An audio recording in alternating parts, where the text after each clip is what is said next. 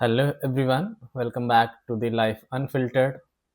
जैसा कि मैंने आप लोगों से प्रॉमिस किया था कि लाइव इंग्लिश की क्लास में लेने वाला हूँ introductory session. So let's start without any further delay. So we will talk about the spoken English today.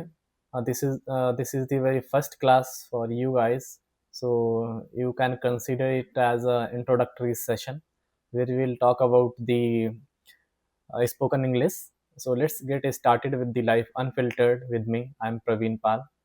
So hello everyone, I'm Praveen Pal. Welcome to this free spoken English workshop.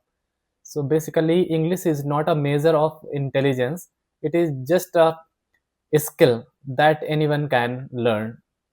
Okay, so English जो है कोई एक intelligence measurement करने का कोई तरीका नहीं है।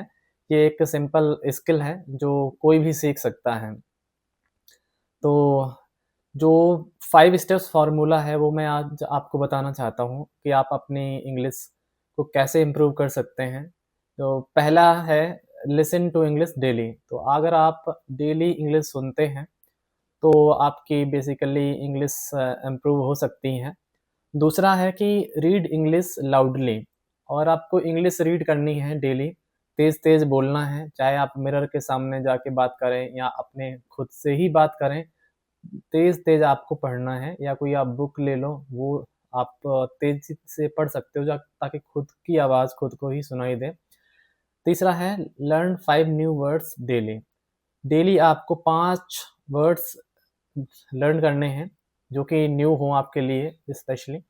Speak with yourself in English. और अपने आप से डेली आपको इंग्लिश में ही बात करनी है और इन सब चीज़ों की प्रैक्टिस भी आपको डेली करनी है। डेली यूज सेंटेंस, जैसे कि आप बात करते हैं my name is, I am from, I work as, I am a student. ये सारी चीज़ें जो हैं आपको डेली बोलनी हैं। जैसे how are you, what do you do, nice to meet you, can you help me and thank you very much. So ये सारी चीज़ें जो हैं आपको रेगुलर यूज़ में लानी हैं, जिससे कि आपकी प्रैक्टिस होगी इन सब चीज़ों से।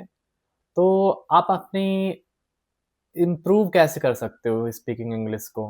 तो बहुत सारे वेज़ हैं, जैसे कि स्पीकिंग क्लब आप जॉइन कर सकते हो या फिर कन्वर्सेशन की प्रैक्टिस करो डेली अपने दोस्तों से, फैमिली में या आपके नियर वन जो हैं, उनसे आप बात कर सकते हैं। Take a part in language exchange, जहाँ पे लैंग्वेज एक्सचेंज कर सकते हो आप। जैसे आप जो हिंदी स्पीकिंग है, तो वो प्रैक्टिस करना चाहते हैं, तो इंग्लिश स्पीकिंग फ्रेंड्स या स्टूडेंट्स उनके साथ आप पार्टिसिपेट कर सकते हैं। Why most people fail speak in English? ज़्यादातर लोग फेल क्यों हो जाते हैं इंग्लिश बोलने में? तो 4-5 चीज़ें हैं जो कि जिसकी वजह से लोग अपनी इंग्लिश इम्प्रूव नहीं कर पाते हैं, जैसे कि fear of making mistakes. Generally बच्चे सोचते रहते हैं कि अगर मैं कोई मिस्टेक करूँगा या करूँगी, तो सामने वाला मुझे जज करेगा या करेगी। तो उसकी वजह से भी काफ़ी लोग इंग्लिश बोल नहीं पाते हैं। और दूसरी मिस्टेक सबसे बड़ी ये रहती है कि translating Hindi to English word by word.